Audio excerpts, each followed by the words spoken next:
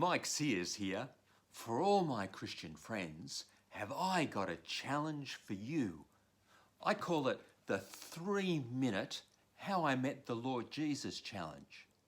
You see, the other day I was reading in my Bible 1 Peter chapter 2 verse 9, which says, "But you are a chosen people, a royal priesthood, a holy nation, a people belonging to God, that you may declare the praises of him who called you out of darkness into his wonderful light."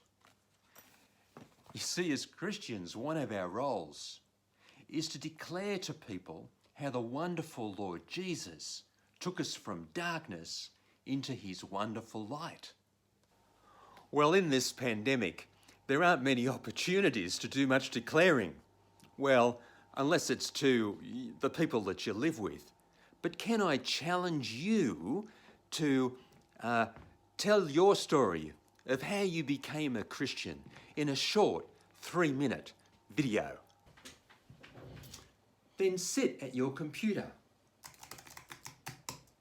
Type out your story. My hint is to keep it within a page to ensure that you stay within those 3 minutes. Then call a friend. Ask them if they'll listen to your story. Ask them if it makes sense. Ask them to time it to ensure it doesn't go for more than 3 minutes.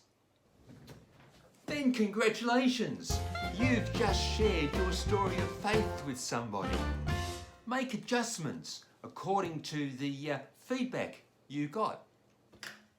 Then get into some good gear. Make sure you're looking your best. Then set yourself up in front of the camera. Whatever you do, don't hold it in your lap. No one wants an up the nostrils shot.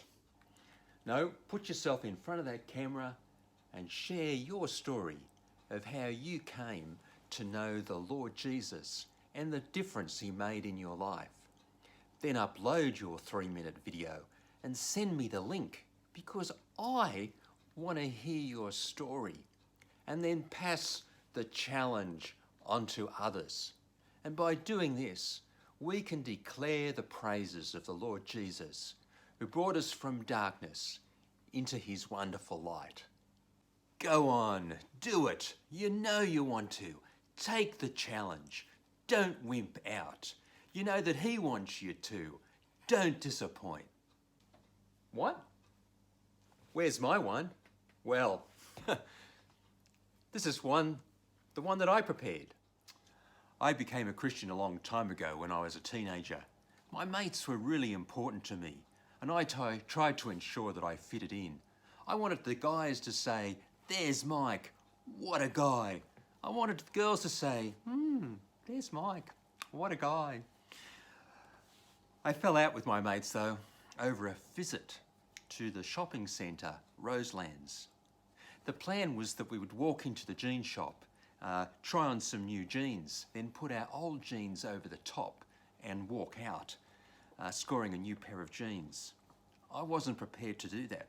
It seemed a ridiculous plan. I told them they were idiots, and they told me I was a chicken, and they ended up all being caught. I laughed at them. They decided I needed to be taught a lesson. So they set up a fight between me and the toughest guy in school.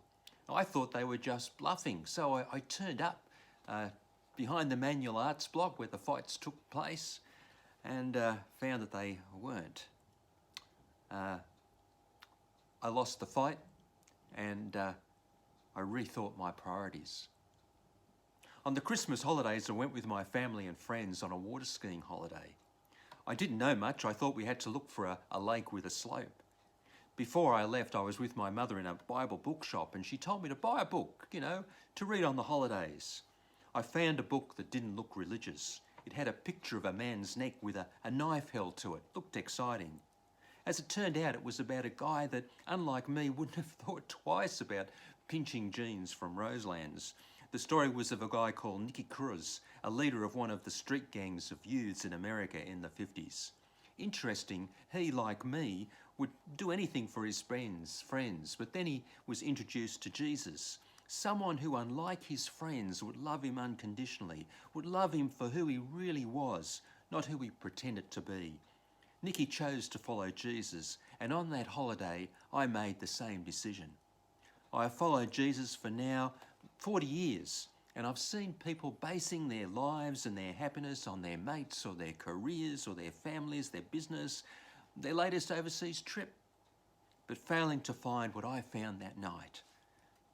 When I gave my life to Jesus, I found a peace and a purpose, acceptance and support, a God and a friend who would never leave me or betray me. So that's my story.